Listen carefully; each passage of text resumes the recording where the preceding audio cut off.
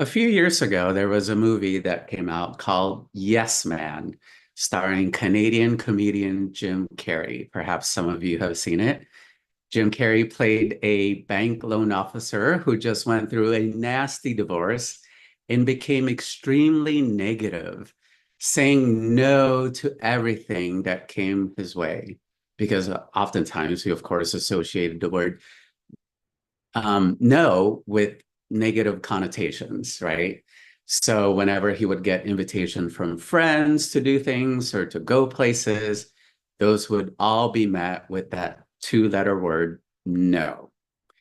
He begrudgingly, however, attended a positive thinking seminar played wonderfully by Christopher Walker and started saying yes to everything, and he did so by making a covenant with the universe, which sounds like a very interesting use of that religious language and concept, doesn't it?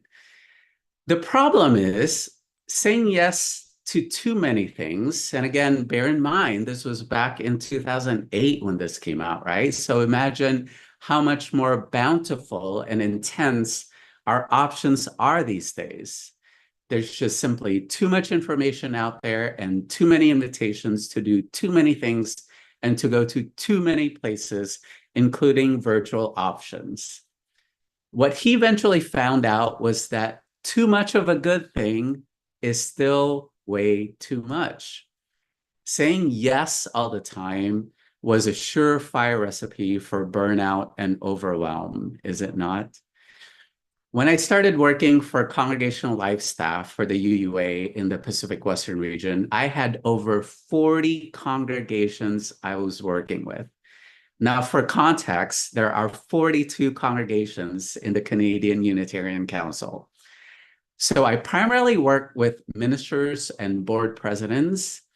And while I enjoyed what I was doing, it felt like I could never get ahead. And there were just so many fires to put out, conflicts all over the place, and ministerial transitions. And in some cases, literal wildfires that raged very close to the church building. That's when my supervisor at the time recommended this book by William Ury that I just read from an excerpt from.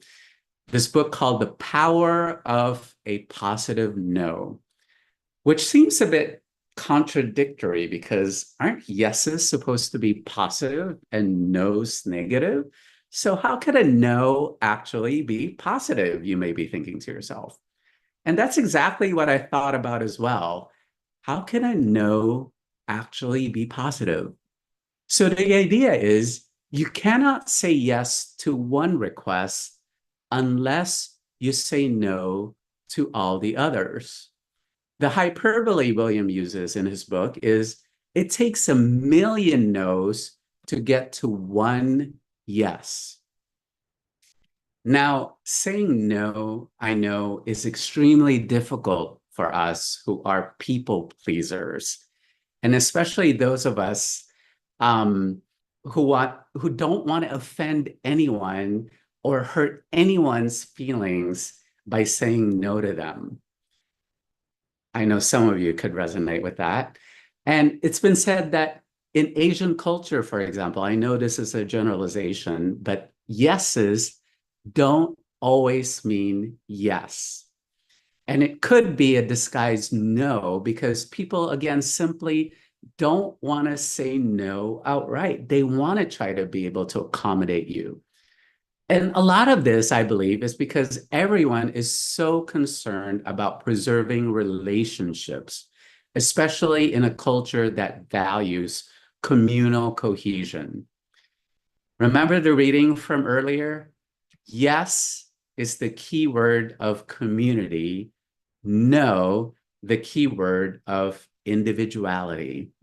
So in more communal cultures, there's more of a tendency to say yes. And in more of an individualistic kind of culture, there's more of a tendency to say no. Ury says, at the heart of the difficulty in saying no is this tension between exercising your power and tending to your relationship. So we try to accommodate, but according to Ury, accommodation usually means an unhealthy yes that buys a false and temporary peace.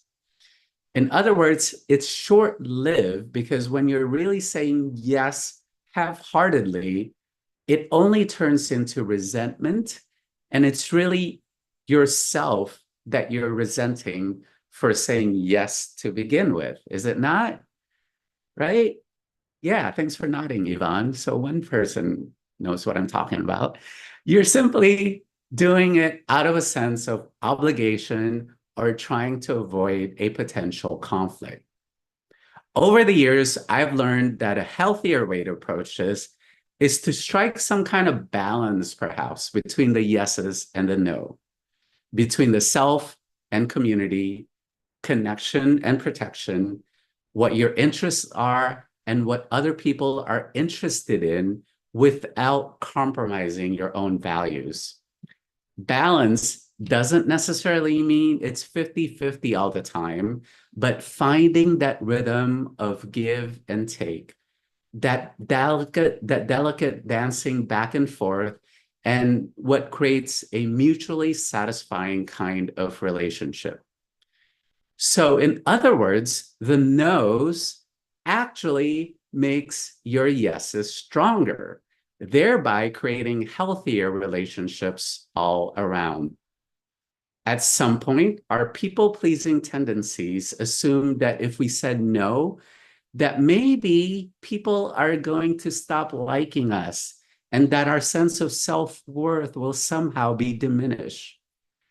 So what it is it's actually a need for our own self-validation to know that we have value and self-worth more than it is necessarily about the person that we're actually trying to please.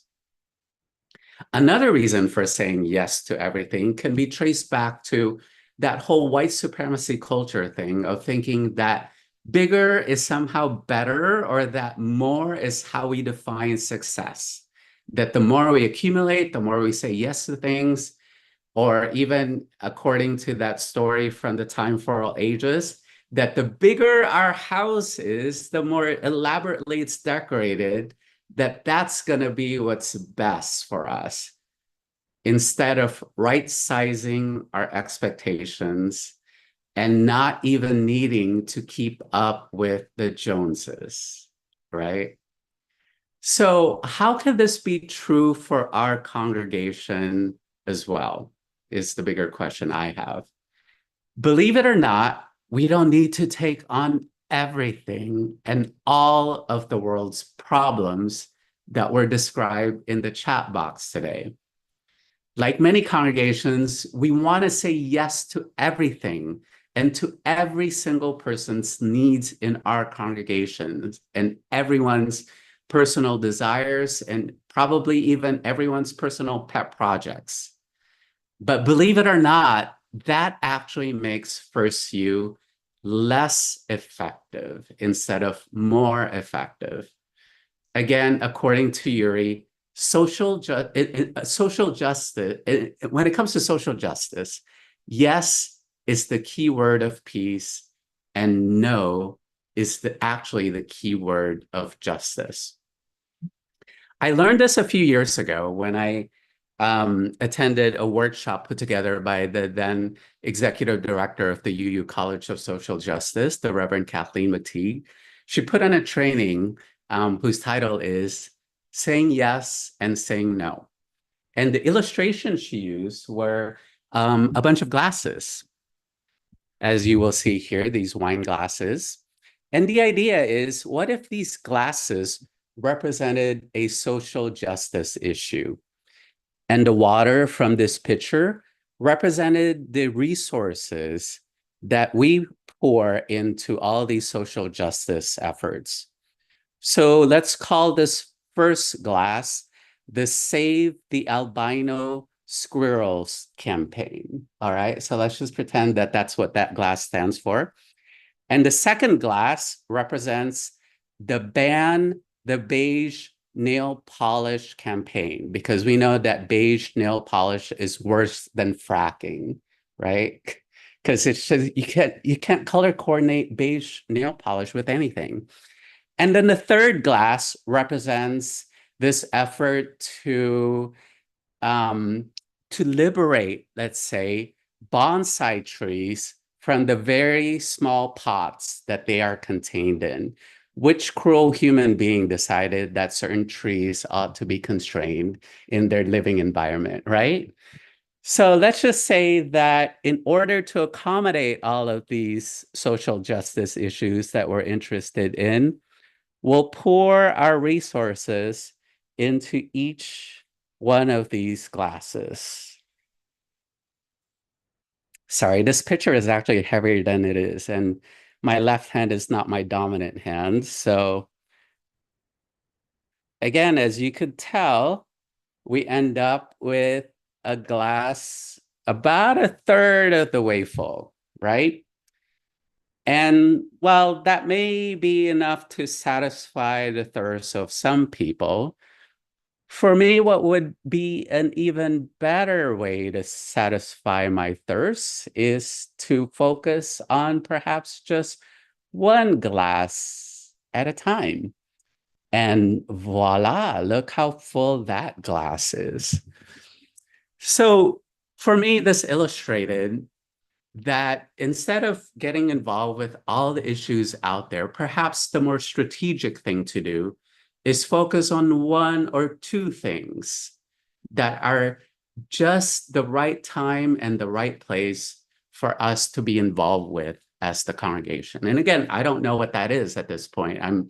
This is only my second month into this ministry. And so it's an adventure and a discernment moment for me as well, right? In terms of what issues makes First Youth tick and what is most in alignment with our mission and our vision. And perhaps it could extend even beyond social justice issues if you're not interested in nail polish or albino squirrels or bonsai trees, right? That perhaps we could take a look at all our committees and teams within the congregation and figure out how to not stretch and therefore stress ourselves too much, and for our yeses to be stronger instead of it being diluted or becoming ineffective. How do we pull all our resources into fewer places to actually make a bigger impact? And how can we adopt that mantra of yes, of less, I should say, is actually more? So the question is, what might our covenant with the universe be today if we said no to that which doesn't get to our core mission, that which may not bring us joy anymore, that which no longer serves our community well?